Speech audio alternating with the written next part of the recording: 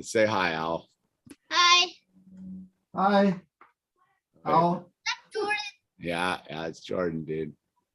Wait, we're done. We're going live. They're coming in. I gotta turn the volume off, and then I gotta skip past the ad. All right, we got some people in the chat already. Jordan, what are you doing? Whoa, it's the Illusion reporting from somewhere on Spaceship Earth. Hi. How are you? I'm Jordan. Oh, hi, Al. Could be any cornier than that. All right, It's supposed to be. go in. You know Whoa, you're wrecking things. You know who I'm What's up, gonna be dude? for Halloween? I'm gonna be Thor. Are you gonna be Thor? Yeah. Uh-huh. You've got the hairstyle right now for Thor, I think. Yeah. You can throw a hammer. Got that Norwegian. I'll bang the doors strong. He's like, I'm strong. He's banging doors, dude. No, nah. No, what's How are you, going brother? on there? How are you? I'm good, man. You look extra official tonight, dude. Did you come? Yeah, I actually did a cupping yesterday. You know, the wet cupping. Yeah. Where they suck your blood to the surface and they cut it with a razor and then they re-suck it out. So you actually drain the blood out of your body. Oh, they cut you too. Yes, it's called wet cupping. So wet cupping. See, I've only done the cupping. yeah, so wet cupping is how it's supposed to be done, where it extracts all the dead blood. It was great. I feel official. So that's why I'm Well, looking official. with that kind of commitment, you should feel official. like Yeah. What's the point of taking razor blades to your body if you don't feel good? Yeah, I mean, okay. It's not painful. It sounds Do they numb it up a little bit? no, you just alcohol and then just tick, tick, tick, tick, little slits and then How many slices you got on your back?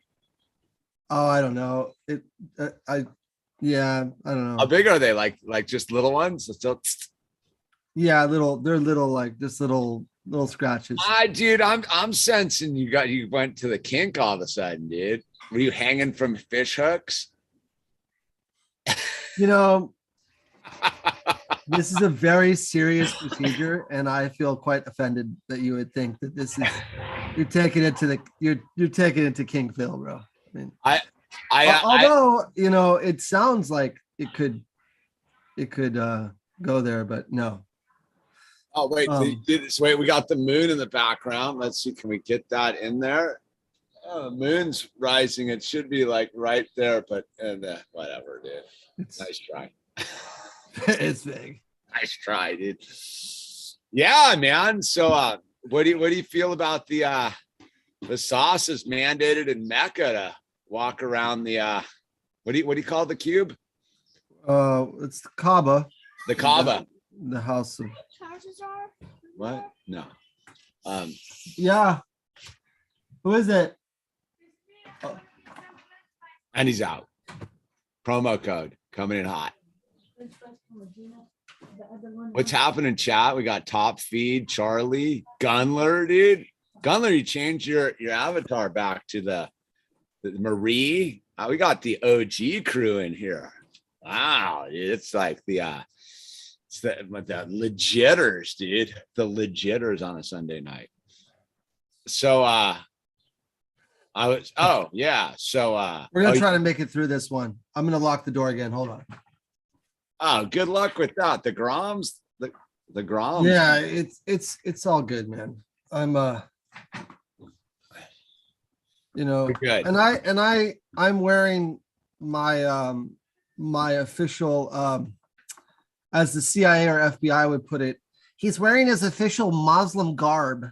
The garb. So I'm wearing my Muslim garb because you know, sometimes we might not feel that religious and we're kind of like hypocritical, but at least we pretend that we're somewhat playing the role, and then we might catch a glimpse of reality along the way, kind of thing.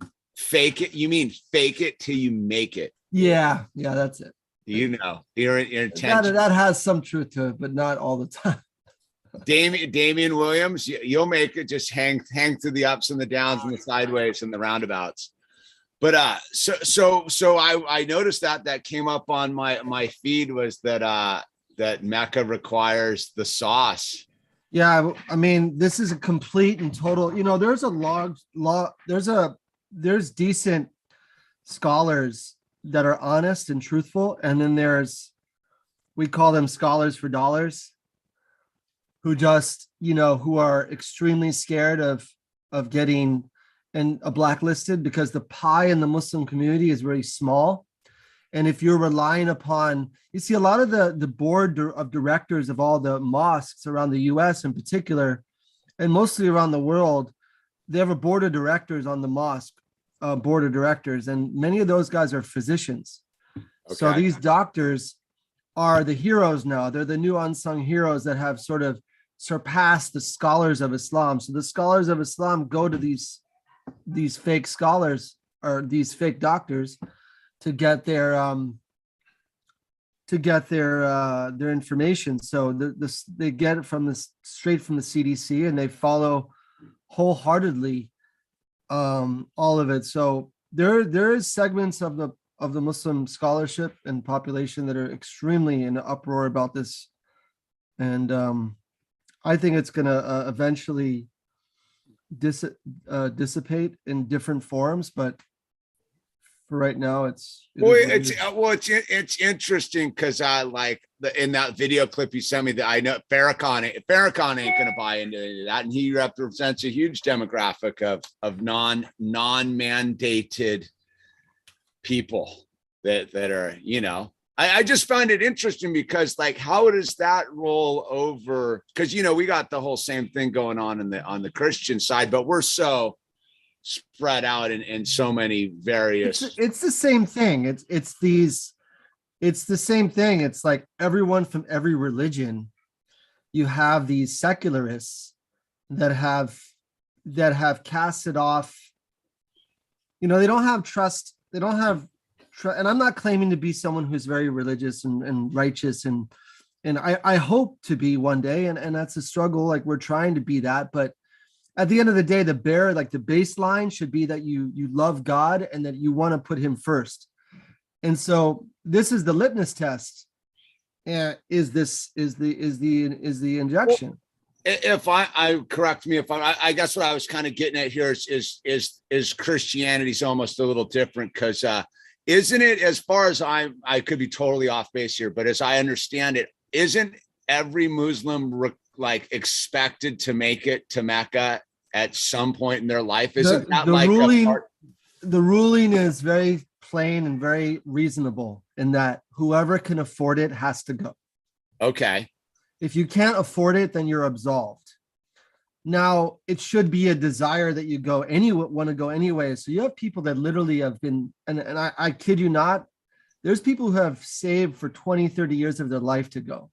Oh, no, that's good. And they go. I mean, we're talking about like people that are like farmers in the middle of like Pakistan that are like simple rice farmers that save, hypothetically a penny a day for 20 years. So, but yeah, it's not like you have to go if you can afford it. If you can't afford it, then you're absolved of the obligation. But what I'm getting at is this is Mecca. I mean, that's why we use it as the cliched statement in the non-Muslim world. If we're going to Mecca, like this isn't any casual. This isn't like an American going to Mount Rushmore. No, when I went, I was fortunate enough to go to Mecca and make my Hajj.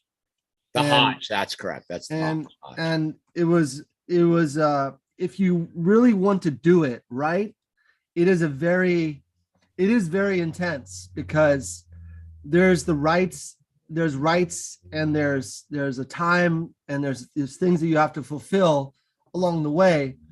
And so but a lot of that stuff is not so much in show. A lot of it's just like, one of the principles of Hajj is that you cannot lose patience. Like you cannot like snap on someone, Sure, sure. you know, or Well, else your Hajj when, is nullified. so when a state, so Mecca being in an arbitrary line on the map, right, surrounded in a, you know, Saudi Arabia, what is the cons, what is the feeling among the Muslim community to all of a sudden have a mandate placed upon who can or can't go? That seems to be sadly, you would, the sentiment is as much as the sentiment for those who are into taking the injection or don't think it's a big deal. And so the majority don't find it to be something. And I would argue that the majority are like, this is something good to like make it mandated because it's more safe, you know, and that whole thing, you know, that whole talking point, that whole narrative about it being safe for quote unquote elderly and all that. But the funny thing is, not the funny thing, the sad thing is that there's all these like disgusting requirements. And I'll show you, like, I could share a list. We can go over a list of all those requirements that the Saudi government has imposed. They've got 2 separate apps that govern the whole experience. So once you go to Mecca and you get off the plane and you want to enter into what's called the Haram, which is the sacred space, you have to log yourself onto the app. Interesting. And you have to check in. And if you want to go to Medina, which is where the Prophet is, where the Prophet Muhammad, may peace be upon him, is buried, you got to also have a different app for that. So this is like, and this is all Israeli technology. Well, that's where it's very interesting that the slippery slope. I've been having a little bit of cringiness, you know, because my where I go to church is pretty much drawing a line in the sand about all this stuff. And yet the interesting thing I find is they use QR codes for certain things. And I was like, I got something about something and it had a QR code on it. And I was like, it's very interesting, again, is how you can oppose the thing on one level and not follow it all the way through. Because if you're opposed to what the sauce may or not be, or what the mandates are, then why would you be using QR codes, dude? It's that weird. And this is, I think that Christians and Muslims in particular can appreciate that we are in the last days. You know, someone just sent me a message on whatever, Facebook or whatever, posted some comment where they're like, they had the question like, well, this is so strange. Like, why is this happening? And I was like, well, I think we're all still reeling in the reality that this is now the New World Order is here. Hello. We are now, the Antichrist system is fully operational. That's here. And, you know, thirdly, we need to, you know, it's going to get harder. Like, at least come to grips with that so that now we can fortify our belief in God by becoming honest and becoming righteous and starting to fix our internal diseases that we have, because we all have these diseases of our heart. But I think that's the thing. A lot of Muslims, I can speak for the community. I guess I could speak for them because I'm observing it for 25 years, is that in America in particular, they're extremely terrified. It's a shame culture. And, you know, Malcolm X was never like that. Yeah. And alhamdulillah, you know, thank God there's a lot of other scholars that are not like that. But the majority are very terrified. And there's a large segment that are still very apologetic because of what happened in 9/11. So with the whole Saudi mandate thing, that's like, for them, it's like, oh, so what? It's okay. It's just like, you know, to them, it's just like another shot that they need for the trip. Yeah. Like malaria or something. Sure. No, it's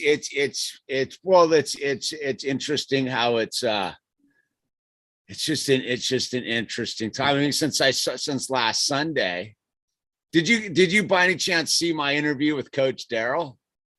I didn't. Now, send it to me though. I Oh, didn't. yeah, get it. no, it's just very Didn't know. interesting because you know, he's he works, he's a black teacher who does from the South, put himself through college, the whole thing, and he's like on administrative leave, dude, and he like teaches all these liberals kids sports and super healthy guy. But it was just interesting talking with him, and you know, I think like when I talk to him, you really do get that if you were one of a different type of community in the United States, you would definitely feel a whole lot different about mandates than let's say someone, you know, for me, it's a principled thing. I don't have any historical narrative in my recent familial past tying me to segregation or abuses and tyrannical things. So it was very interesting talking with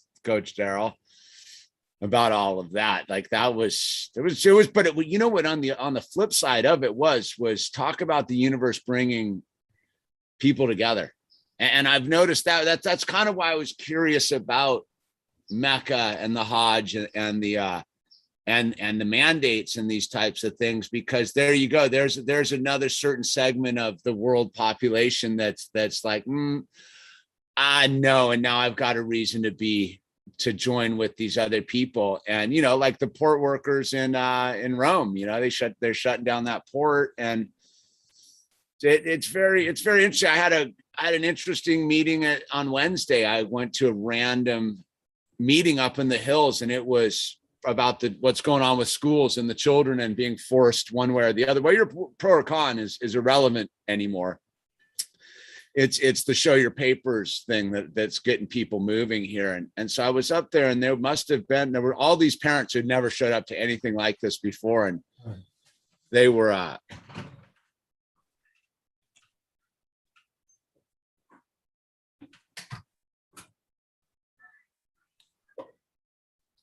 he's getting the promo codes. Don't you worry. Promo codes coming in hot. So I'm just gonna leave the door unlocked because I'll expect it. I get it. They tap. But it was interesting because it was all these people that had never been involved before, and you could tell they were scared. Like there's a bunch of people that were there who have been on the good fight for a long time, but there was all these parents who just are like, what is going on here? Showed up to this thing. And these were mainline people. Many of them took the sauce as adults, but when it comes down to their children, they're like, nah, dude, it buck stops here. And so it's activating a very interesting thing right now in the country, I think, and maybe if not the entire world of people that are like, nah, dude, on principle alone, you're not forcing anyone to violate their bodily autonomy. You know, it's very, very interesting on a whole level. Very much so. Yep. So, did I tell you about the Chet Childress thing? I did, didn't I? No, tell me. That Chet Childress recommended me to be on Talking Schmidt, dude. I was pretty honored. Yeah, well, I was fired up. You know how it is. It's like someone that you appreciate their eccentric lifestyle, and you've been watching their career, right? Like flips it back on you. I always feel that's like of the highest. Yeah, that's cool. I was on Schmitty's show a couple of years ago. Oh, cool. I think he might even be tuning in tonight. Did he? He was curious. I think we'll have him on, man. If you approve, we'll have him on, dude. Oh, dude, totally. I think it'd be yeah. No, it's an interesting thing. It really is, dude. Just how that was at the time when Jason Jesse was catching a lot of hell because of some people dug up some wait, hold on. I gotta take the rice off the oven. Just a second. Oh, yeah, go ahead. Talk to him. All good. Yeah. So yeah, Jason was I don't know for those who know Jason Jesse, but he's a friend of mine and professional skateboarder, but we all have a history. 30 years ago, he probably 30, maybe even 30 some odd years ago. He had said some things that were unkind, and said some things about different races and just a lot of stuff, but it was from a punk. He was just a punk kind of standpoint. And then someone dug up this article from years after. You probably saw that whole thing with Jason. Oh, yeah.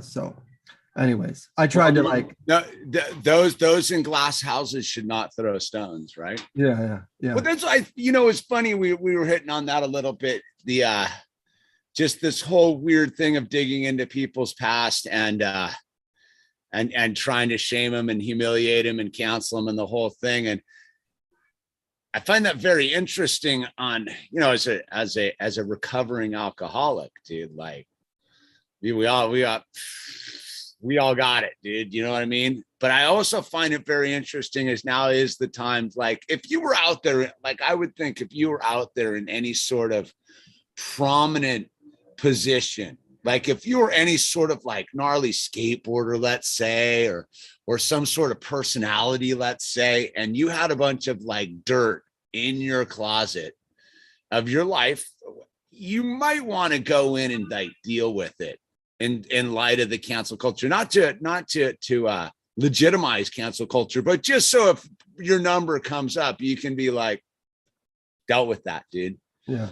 You know what I mean? Like it's we've all done our rantings at the moon, if you will. Yeah, I think a lot of guys don't know how to deal with it because they just haven't been given they don't have the social skills, or they have the emotional intelligence because they're lacking the experience of interacting with other people, that they just don't know how to like, come out straight and be like, I messed up then, and I'm trying to figure it out now. And, even that's something as simple as that is hard for people to do. Not many people want to admit they've made deals with the devil, do they? Yeah. Which brings me to a thing, and I'm not going to go into the whole thing, but you saw the exchange I had, and it was a very light, simple exchange. But point being, and I'm not going to bring that person up, but it just came to I had this realization that if you are one of these guys who have, hundreds of thousands of followers, and you have this fan base, and you fail to act and you fail to speak when it's needed most, you'll notice that you're only left with these people who are like, yeah, legend, bro, like ripping, legend, fire. Like there's no, if you ever see these guys, like their posts, like when it'll be like fire, hashtag legend. Yeah, legend, fire, legend. Like there's nothing deeper, nothing of substance. Every like maybe so many comments would be like, right on, bro. Remember I saw you at a demo and you signed my hat, bro. It just means a lot to me, bro. You're a legend. You've always been my idol. What I'm getting at though is that if you decide to stand up and actually say something at a point, it gets to a point where it's too late, because all you're left with is these yes men that are in front of you. And so when you want to pivot and try to like, I'm just saying, if you want to still try to do it as a career, then you can't do it as a career anymore, because once you try to pivot, you'll lose all these people that are sort of, bent like you, that bent with you the whole time. Now you're like, you want to go the other way. They're like, what's happened to this dude? And that's why like being truthful, regardless of what you believe in, truth is like so important, especially when when you're dealing with the public, you have to be truthful. Yeah. I mean, it just seems to be, there's this weird, it's pretty much, it was funny. My, like, cause we're going to do we're organizing a city hall, like jam. Cause most people, like when I went to this meeting the other day, right. Most people don't know that there's a public comment period in all these public functions. Right. And that you can basically, if you have enough people, you can pretty much ball up the system, and that almost all local governments are trying to pass other agendas that are based upon they have an agenda to spend money, build things, do these things. And so they only have so much time, and the meeting schedules have to go through a process of publicly notifying the public and all of this stuff. There's a whole thing. So if so let's say in our city council, you get 3 minutes to publicly speak, and you can literally like play guitar, or, you know, for 3 minutes. It's public comment. You're allowed to do this, and you're allowed to address anything that's not on the agenda, right? So literally 30 people at 3 minutes can take up an hour and a half of this process, right? Because they can't go endlessly. Like the meeting starts at 6:30. There's all procedural stuff going on, but that you could literally telescope this thing out if you had enough people show up, right? And if you had enough people show up in the public comment with, let's say, we want a letter protecting us as marginalized people, us who want our children protected in the public school system, right? Because it's our school system. There's this big thing that people don't understand. It's like, it's a taxpayer funded institution, which means it's all of ours. They can't segregate us out. And we demand, so we're going to do this city hall jam in a couple weeks. And shucks, I just forgot where I was going with it. Oh, well, so someone was like, hey, we need, because, you know, it's Malibu here. We need to get a big celebrity. And I go, celebrity's dead, dude. A celebrity carries no weight anymore on a certain level. What carries weight is lots of ants standing up to the grasshopper, because the celebrity have burned themselves as just credibility is gone. The credibility is gone, and lie over and over again. It doesn't bode well over time. And so where I get to it a lot is and I've been talking about this for a while now, is the system that we know is gone. And this is the ghost ship. We're literally like sailing the ghost ship.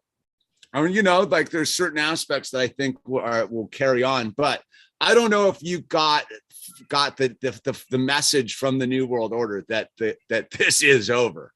Like the system as we know it, as the modern world, over and over again. No, but did you get the official message today? Because I got it queued up from Claude. Okay, let's hear it. I was on point. So I was on point then. I think I was. Oh no, dude! I was vibing with you. This came in sideways, and most people don't get what it is. So what was the big thing on YouTube 10 years ago? You'd see a video title and you'd be like, oh, I'm going in there. And what would happen like a minute and a half into it, or at the end of the video? It used to have a name. What was it called?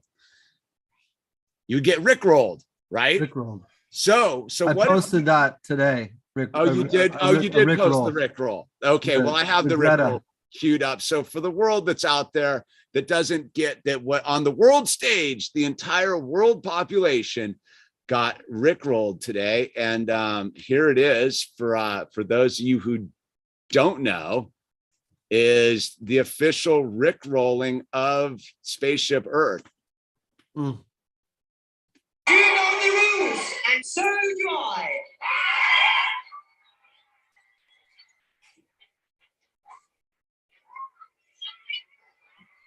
They're just telling you.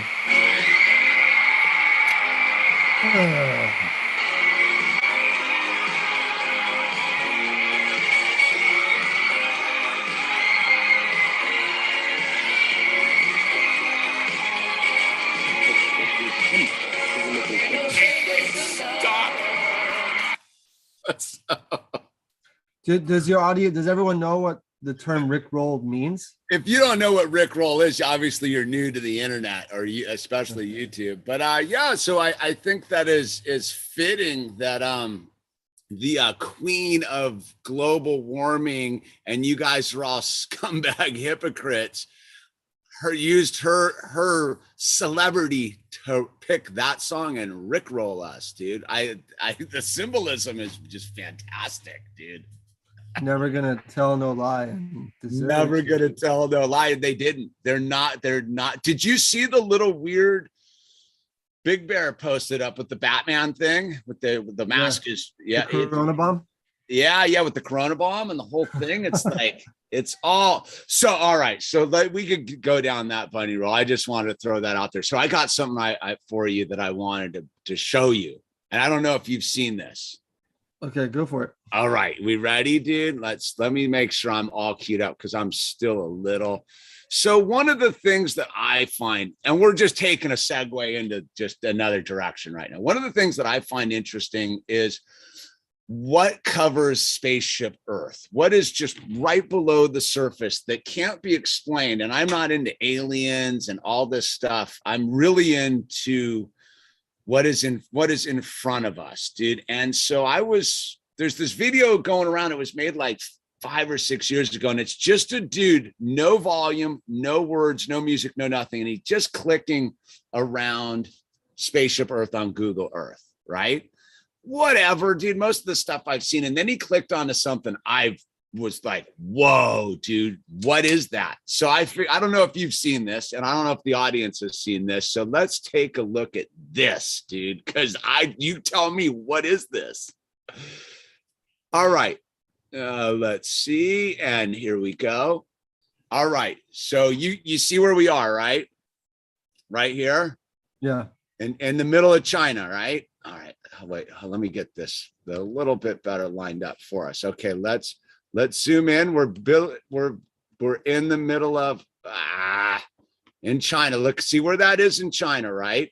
Yeah, that's right here in the Hindu Kush Mountains. No, it's the Hindu Kush Mountains is down here. This is the Hindu Kush Mountains is down in here, right? Well, that's all. This is up in the Gobi Desert and stuff, right? Okay. Go ahead. So it's out in the middle of nowhere. Boom, Okay. boom, boom, boom. You gotta wait for this one, dude. You gotta wait for this. So it's just in the middle of nowhere. There's nothing around, right? So I kind of did it for effect, but I'm not that good at this. So the whole point was to zoom in. So we're zooming in. Here it comes. See, starting to see that? See that weird shape? Like, okay, what is this thing? No, what is that, dude? What is that, dude? What is that, bro? Back up again. Look, so you see the alluvial patterns and the rocks and the whole thing, right? So we're gonna zoom out.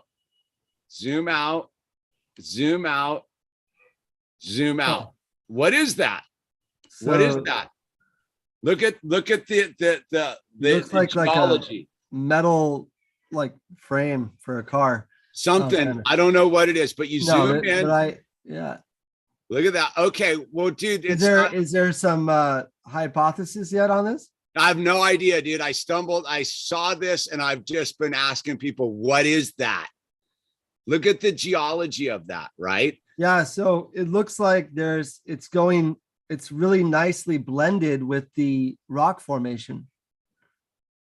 Oh yeah, no trip. Okay, so you go look at that, right? You're like, oh, whatever. So over here is something that matches it almost in shape, right? Yeah. So this is pretty modern. I don't know what it is either, but you see it these looks like are a road. No, it's not. Look, it's like some factory or something that was bombed. There's pock marks all over it, right? So again, how high is that in well, there's scale. If you want scale, like there's roads, like car tracks right there, right? Okay, those are like it's the desert. Okay. Those are like car roads, right? Wow. So that's modern. Look at this thing. On it, there's this thing up here, this weird L-shaped one, right? Oh, dude, no, I haven't even gotten to that. Thing's crazy. Can we acknowledge that is crazy, right? Like, what is that? Look at the alluvial stuff right there. That's alluvial water moved all that stuff around. And let's zoom it in just for those who are like, yeah, whatever. It's just concrete. No, look at it buried in. Look at the pop. It's like it's, Okay. Well, all right. We're gonna zoom out. We're gonna zoom out. Is that a mountain there? It's like there's a mountain range. See the mountain range up in the top, right up there. There's a mountain range up there, dude. Okay, wait, hold on. Wait, we're not even out of the zone yet, dude. We go over to what is the east. See that? See what I'm about to zoom in on? No, wait a second. What is that, dude? What is that stuff on written across? What is that, dude? So it could be it could No, be tell me. well, I don't know. I mean, is there like some modeling that they were doing with the actual like program of Google Earth and they screwed up? I don't know what. Or what is it actually on? Is it physically like actually there in real Well, look, time? Or there's some some sort of colorization? train tracks right there. Yeah, Like there's a that's canal. fascinating. Yeah, that's crazy. Okay, wait, we're dude, it's a whole zone of this stuff. So Well- there's that one right there, right? There you go over to here, and you're like, there's another one over here, right? And this one's interesting too, because it's a little bit more defined with, because you have something sort of relatively new next to it. So look at that. That is, Okay, so I pulled something up. what do you got? Okay, so mysterious symbols in China desert are spy satellite targets, experts say. Newfound, so a strange zigzag pattern referring to this in the Gobi Desert in China. Newfound Google Maps images have revealed an array of mysterious structures and patterns etched into the surface of China's Gobi Desert. The media, from mainstream to fringe, has wildly speculated that they might be Chinese weapons testing sites, satellite calibration targets, street maps of Washington, D.C., and New York City, or even messages from aliens. So, yeah. Okay, so it's whatever. Look at how it goes underneath. As a dude who's like into geology and map and cartography and stuff, look at the weirdness of. I just sent you the link. It's The very fade on strange, it. though. Yeah. Oh, it's super. I'll give it there's something else going because you can see the pock marks over on the other thing. But here is like modern stuff, right? Well, when they said that this is like, these roads, I mean, like there's some satellite testing calibration targets. I don't know. That sounds reasonable, I guess, but I ain't buying that. That's I'm not buying that in the slightest, dude. Because you can go over. There's more. No, I'll roll that. This thing next to it is that. Yeah. I'll roll that. This one right here is that because you can see all sorts of trippy stuff going on there, right? You can see like over here, there's some like bunkers and blasted stuff. There's tire tracks everywhere. This I will argue is that this thing is some sort of, who knows what that is, dude. Is it metal? Is it a building? I don't know. Look, see, there's those weird, like these things over here that look like big whatever. But the only reason I even find this fascinating is this stuff's all over the planet, dude. Like all over the planet. Yeah. I don't know. That's just the thing I've been tripping out on lately because it seems to not be that. So there's my question. Very, very interesting. I don't know, man. It's I don't know what it is, dude. Because you know about the star forts and all that stuff, right? No. You don't know about the star forts, bro? No. Oh, dude, you gotta go down the star fort bunny hole, dude. It's the star forts, dude. Here, wait. Now we got the map open. Let me get to the star fort here. I should mark these a little bit better, but star forts, dude. Star forts. They're all over the planet, dude. Uh-huh. And the Statue of Liberty is built on one. And they're gnarly, dude. Star forts in America. Well, like I guess the other name for it would be there's another name for it then. No, here, wait. All right, here, let me flip the screen back on for you. This, by the way, people, this is us instead of like bringing up satanic rings of skateboarders, dude. We're just doing this. So these are the star forts. They're all over the planet, dude. They are all over the planet, dude. These star forts, dude. So this is the map of the star forts. They're all over the planet, dude. You see the map?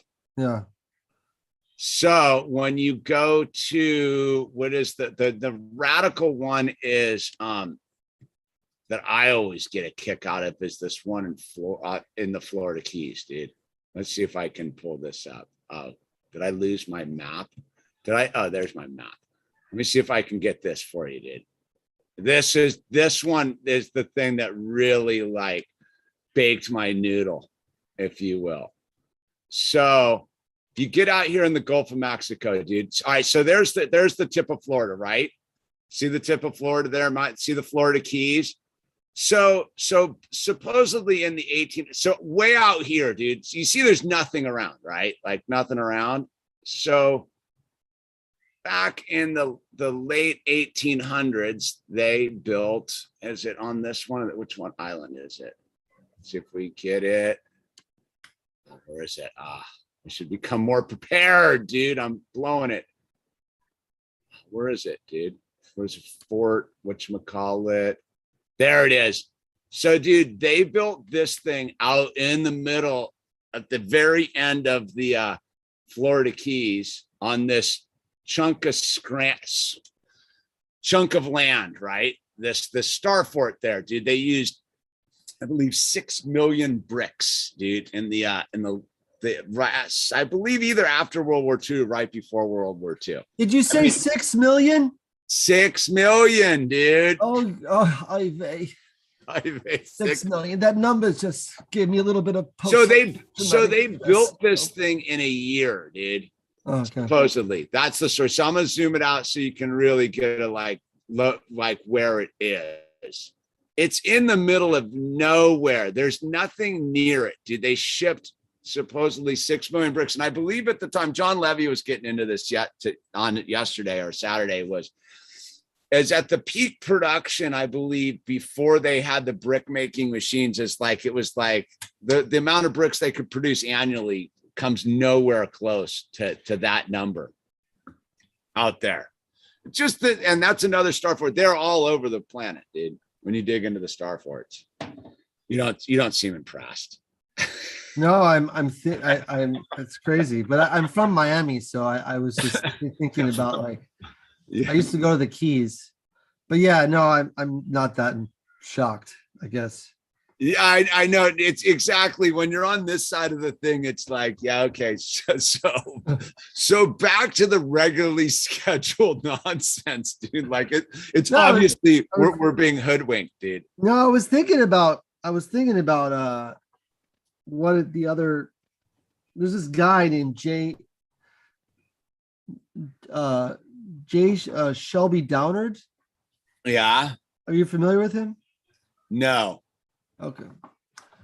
Well, he talks about this, like they're not called star forts, but they're like Masonic locations that have a certain significance in the script, as Shakespeare says that what he said, life is like a, what do you call all the world's a stage, right?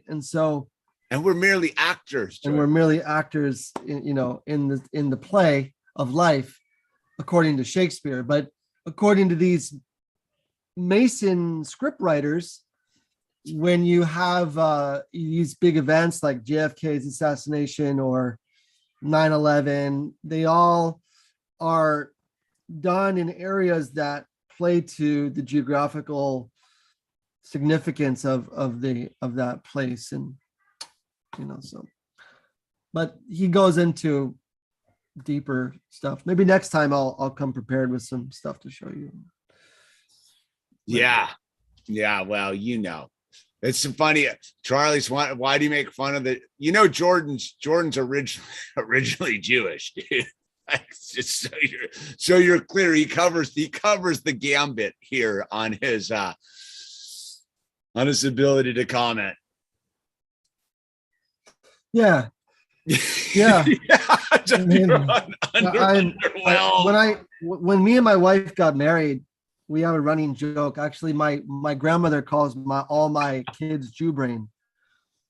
That's my mother-in-law calls their grandmother calls she calls all my kids Jew brain, because when I first got married, my wife's like, I don't believe you that you're full. Because I said, yeah, I come from a full Jewish family. And she's like, I don't believe you. And she made me actually get a DNA test. Oh, no. Yeah. They own you, dude. I know. Well, it was promo code DNA, dude. It's okay. It was a while ago. Maybe it wasn't so vibrant back then, but yeah, they definitely own me. In that regard, I mean, they own a piece of me, they don't own me. Dude, you're when they sell you the cure back, you're going to need to give them the promo code, dude. Yeah, possibly. I mean, it's okay because I'm aligned with BLM and all that anyway, so I'll probably have the promo code. You'll get a house in the West Hills of Los Angeles, my friend. Yeah. So I got my results back and they're like, yeah, you're full Ashkenazi. Actually, I'll show you next time because I have actually.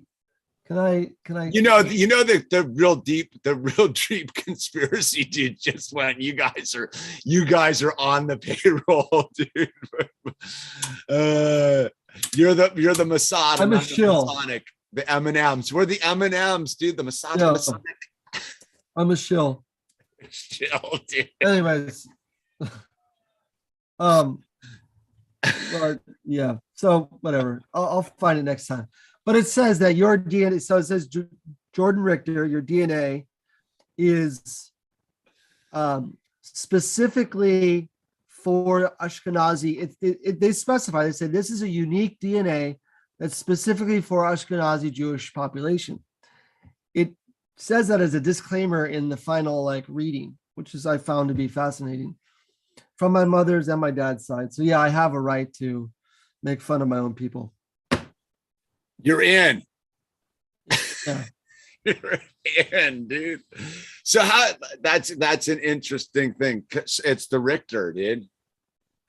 My my sixth great grandfather was like a very, very high rabbi of the Talmudic rabbi from Russia.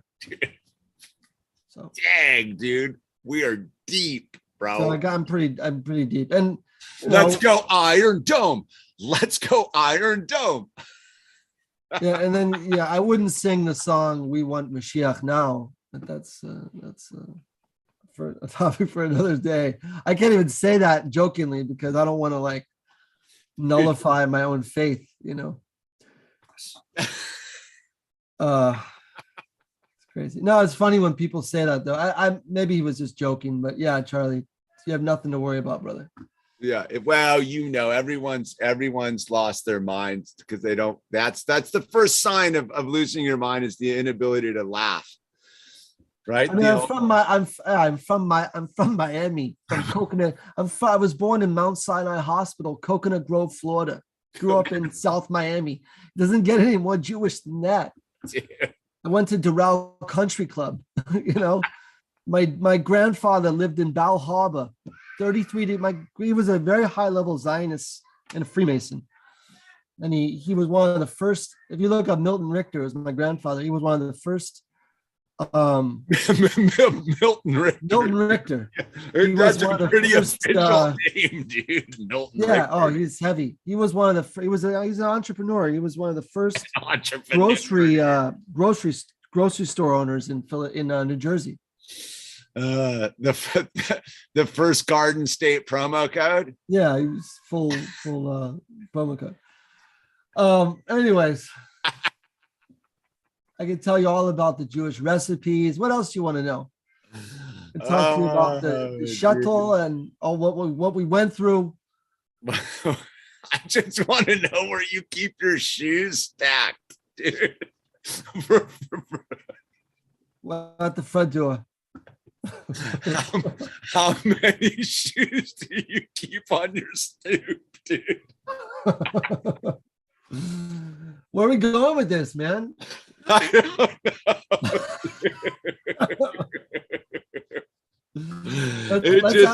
You guys do your audience have any I don't know, dude. What do we got it? Charlie's like, I was just wondering. That's why All right, silent, dude.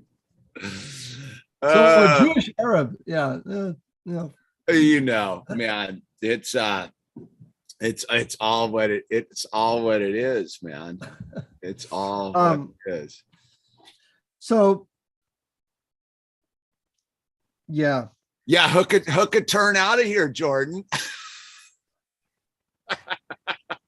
So where do you think it's all going, bro? How much time do we have? Or, and I was thinking about this today. I sent you that link about the veterans. I don't know how accurate that is. It seems to me that it does seem possible that it can go either way at this point. Still, I know that might sound, I'm not saying it's not going to get worse. It will get worse in some areas, in some capacities. But I don't know. It's a hard one. Well, I think I saw it when I was talking about what I think why it was pretty interesting to have gone to this meeting with these parents that were suddenly concerned about the fate of their children in the education system, right? Because me is pretty seasoned. Like I know that like the boats left the harbor long time ago. So you could see that there was a bunch of people that finally showed up and were like, what do we do now?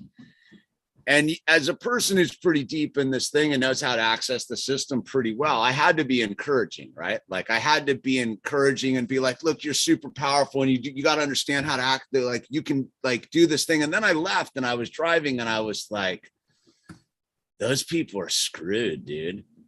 Like they don't like, I can't really fill them in with what is required because like they would level one. Well, they would go right back to sleep. So I guaranteed there was a number of people that like showed up at this thing that were like, well, there's going to be some like quick answer. Like, oh, you're just going to go file this piece of paperwork. And you just like it always is. You just go to through the drive-through, you get your burger, you go home, you eat it, dude, you watch your show, dude, we're good.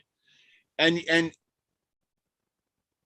know that this thing, like, because it was sort of an organizing meeting of all these parents, and you realize that some of them are just going to go back and comply because like it's the mountain, the hole they got to climb out of is so deep.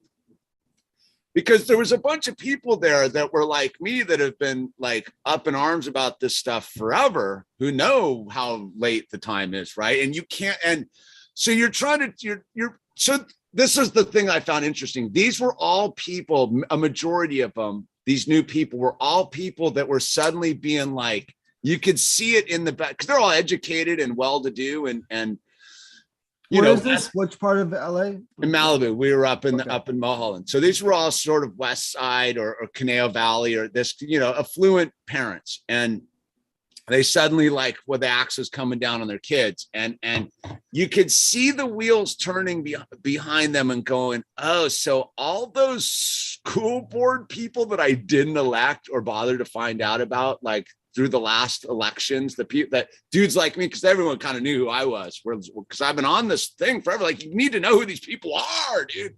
Suddenly they're like, and they're like, well, and I'm like, I just want to be. It's like, the next election to get new school board people is like a year from now, dude. Like, there's nothing you can do except pull your kids from school. Like, you're not beating Newsom, dude. You're not. We can follow the paperwork and we can make a stink and maybe some court overturns it and we have all the legalese, but in the practical is like one person versus the thing, dude. If you're just showing up now and like, you're done. you're almost in a worse situation than the person who's like fully complied and just like, yeah, give me my sauce and my burger and I'm going back to sleep, dude. You know, because you're just waking up and it's like, I got to imagine that's terrifying, dude. Have you ever heard of I'll digress, but it's relevant. It sort of ties into what you're saying. Have you ever heard of the term or the label cyanine? No. Okay. So a cyanine are members of the Jewish community that are working on behalf of the greater good of the Jewish community in Israel. And this is not any like, it's just factual. But what they do, can you hear that background noise? Yeah. Laughter. Yeah. Soon to turn to tears. They should not be allowed to laugh. Take their kites away. I'll burn their feet. What was I going to say? So anyways, the Sayanim have a network. So if one guy says anything wrong, say in media, he says like, you know, something critical on Israel or says anything critical about a specific person or celebrity, they have a network. And this was 20, 30 years ago. They had this network where they would send basically a message out and they would garner all the Sayanim together. And these are volunteers. These are people who are maybe librarians or doctors or businessmen. These are anyone volunteering for free. And they would basically gather together to push, to lobby. It's like a public lobby on behalf of the Jewish community. So point being is that we don't have anything like that. I think the closest thing to it might be the Bears, like with what Owen's got going, you know, in the sense that and I use this Sayanim as an example because they're a community with a specific purpose and an objective. And I think like, if you look at us as a community or the truth community, we have a objective, which could be hypothetically to uncover the truth, but we don't have a really succinct objective in regards to like, you know, as far as a unified or unification of objectives. So I'm not claiming that could happen tomorrow, but I think that is and will be one of the only really kind of the long-term thing where this is going to go, is that I believe everyone's going to get funneled into having to go that direction in order to really start to get our rights and everyone's have to come in alignment. And I think that's happening slowly now. Well, I heard something my pastor said today. He was like, you got to stop with the mentality of you're fighting for your freedom. You're already free. You've got to assert yourself. Stop fighting stop giving it away in your own mindset of like, I'm fighting for my freedom. You're already free. Yeah. Everything after that is subjective to your interaction with reality. So I think that for like sitting again with these parents is for me, like I left the harbor a while back. And so at this point, it's not really trying to I'm not trying to overthrow the harbor anymore. Like I think, or maybe years ago, I was like, we got to change the harbor, dude. If we can only make the harbor look a certain way. I left the harbor, right? And now we're on the ocean, dude, right? And so I think that it's going to be that thing for those who aren't trying to make their lifeboat seaworthy for the storm that's coming, dude. There's a storm coming. Again, it's very interesting on the West Coast because everything I hear out there, and you guys could all be wrong. I could fill us in, but I'm beginning to see the shelves going empty at the big Chinese military base box store where you get your goods in bulks. Like again, because if you go to that store, look up, don't look eye level, look up and see what isn't there anymore. And I think that it's the writings on the wall is that we have to go through this winter very much ready to go through a winter like you would have 100 years ago and just be it's you versus the sky clock, and eventually it'll be spring and make it. Just make it, because the weak are going to weak out. They're going to flip their noodles and spin off. And you're already beginning to, it's like the calm before the storm. It seems to me, but like, you can see the prices going up. Like, I think that's what's going to jack people up, is like the price. I think Biden made a little tell the other day, and or whoever writes his things to say what he has to say, that we're going to make sure that everyone has their Christmas gifts this year and the supply chain and all this. And so that was a tell that, look, no, it's going to be the opposite of that. It's going to literally be the opposite of what. Well, they've been on this campaign to take Christmas away for a long time now. Like, they tried to get it last year.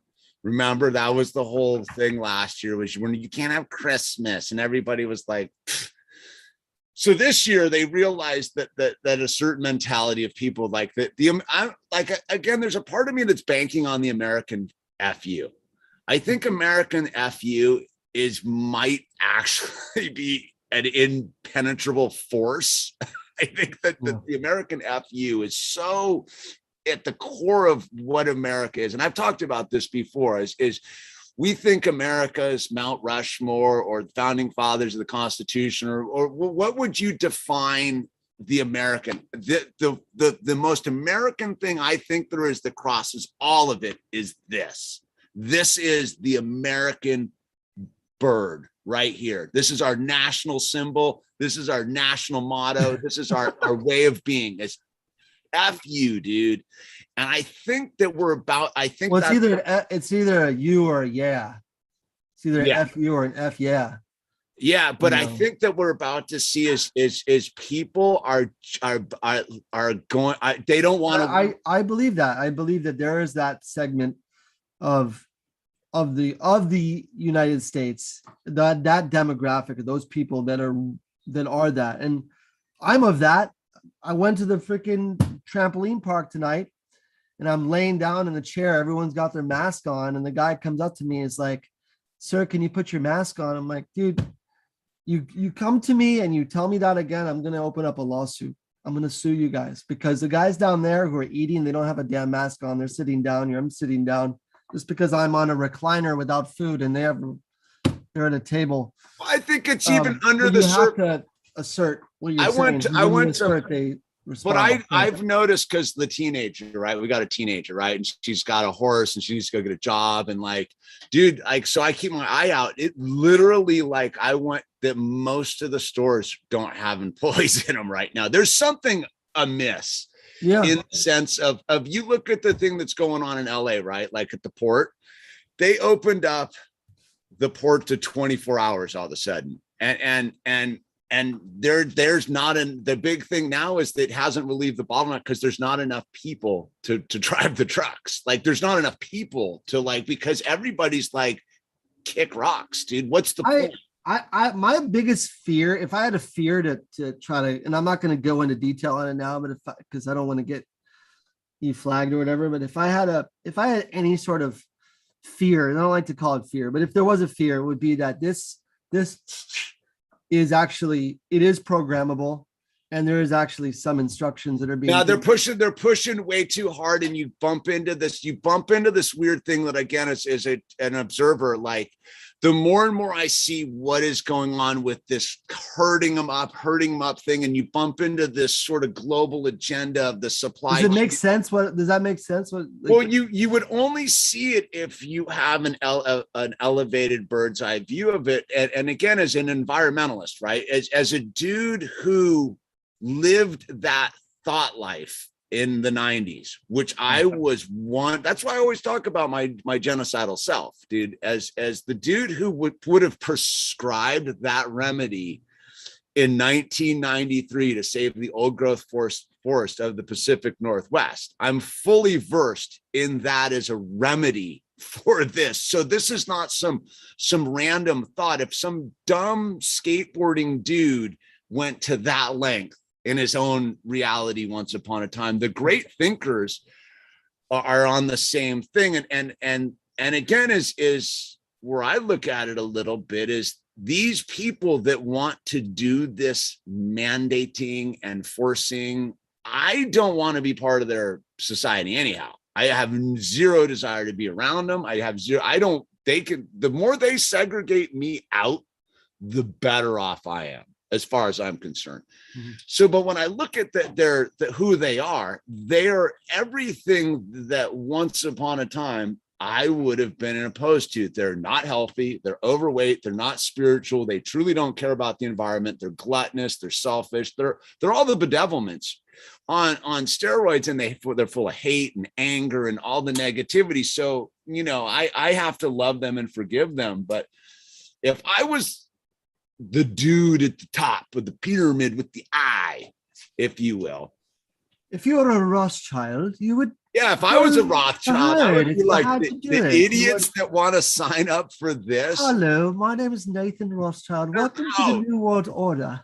Because again, if you get into this thing, and it's a little bit wacky of if you were these people that wanted to, like, if you're a eugenicist, right? And you're all about being a eugenicist, who do you want? Do you want compliant, dependent, overweight, unhealthy, mind-dead people? Or do you want a population of people that can actually like handle their business, are self-reliant, that aren't going to thrash, that are pretty like morally upright, if you will, that understand the rule of law, that understand personal responsibility? Like, who do you want if you're concerned about the planet dying and there's not enough and this and that? Do you want them, or do you want all the people that were like, nah, I ain't joining? And I think there's an element to that going on right now. I don't know if that's just my far out wacky imagination, or that's it can get pretty dark, No, but that's where when James True says, I don't know if you know what James True is, but he says some things like that. That's sometimes when James True says those type of things, I do agree with that mentality from the perspective of the ruling elite. I think that they're like, well, they're just Hunger Gaming it so they could, culling the herd is not, it means what it means, but it also means a lot of things. And I think that there's this like Darwinistic process that how they look at the world through their paradigm. So they're like, well, whoever's going to survive this, like, these are our people, kind of thing. And I don't mean that that's a privilege or anything, but I'm just saying from their perspective, that could be I stumbled onto this thing about a year plus ago. I had my friend, she's well-to-do, she's one of us, and she had some of her Hawaiians over, right? She has a bunch of gnarly Hawaiians.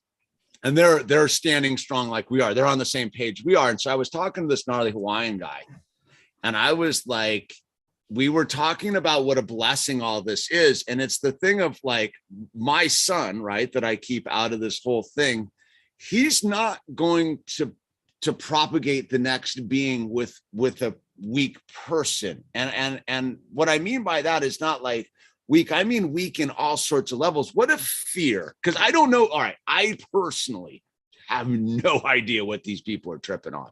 I don't know what it is. I don't understand it. I can't put my mind in it. I can't rationally like understand it. I don't have it. And I go, well, what if this fear thing, what if this compliance thing is genetic? What if it is a genetic component that isn't really understood on the ground level, but it's understood on a higher level?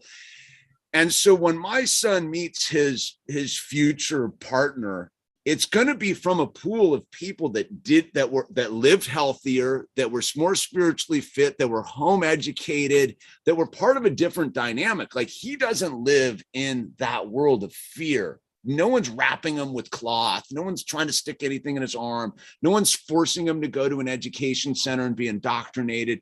But the children he hangs out with are of the same ilk, right? They're healthy. Their parents are healthy. They've limited the technology and the whole thing. And I go, what if it's just a narrowing, if the eugenicist mindset, right?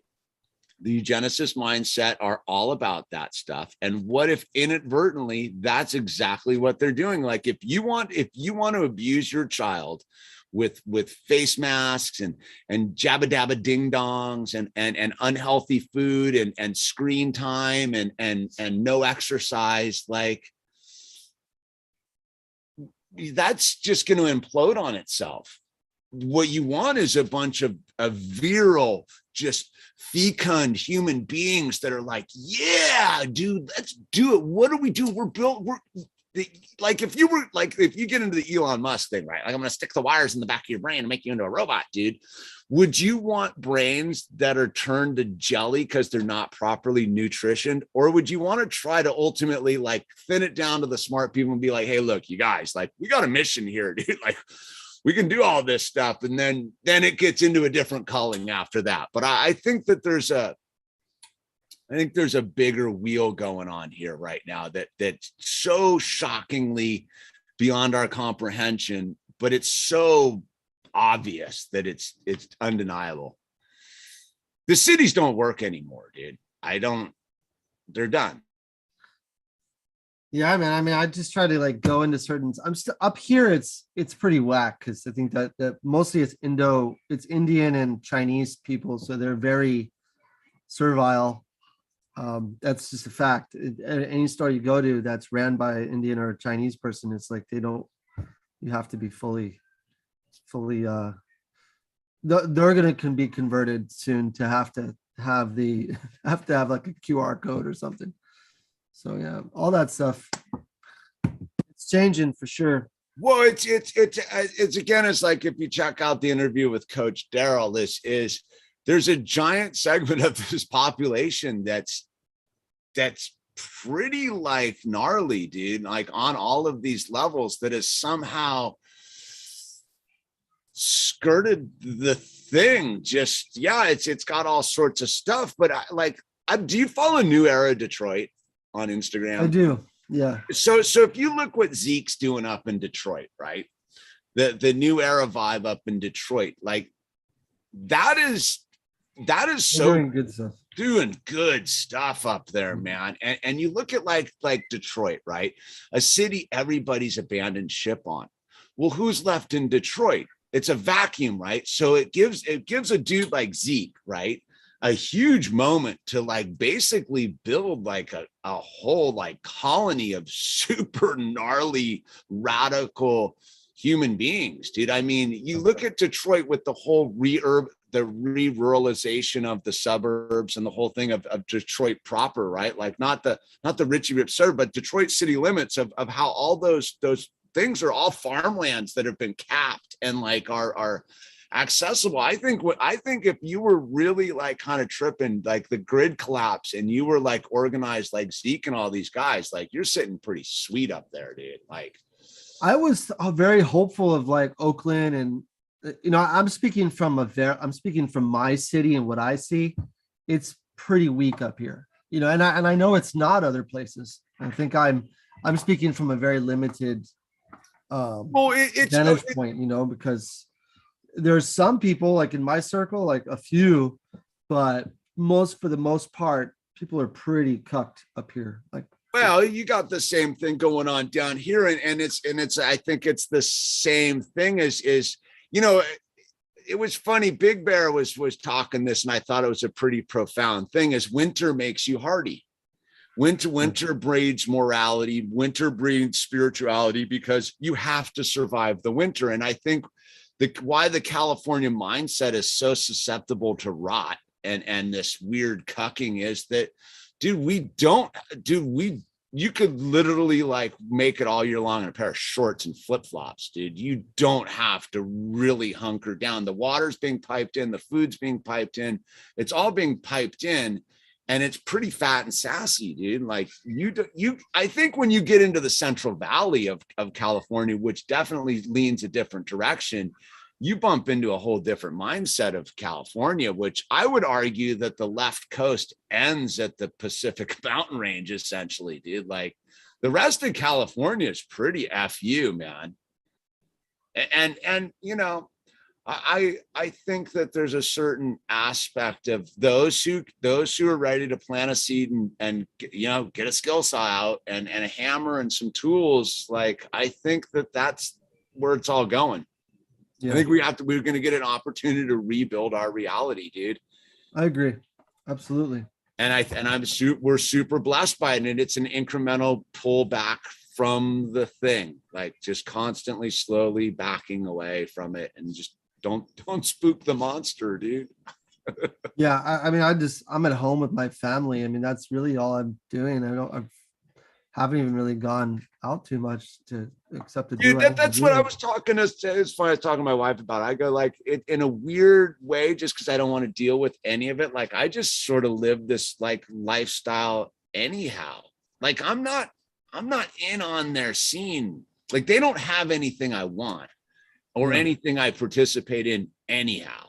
Like, so I'm like, what do you guys want? Like, yeah, it sucks that I wouldn't mind, doing, like, oh, and a little bit, yeah, Owl's going to get a little bit older, fly down to Mexico and go surfing or what. But I think it's all going to change eventually. I think they need us more than we need them. And we're about to look, supposedly the Southwest is going to have another strike tomorrow, dude, in the corporate end.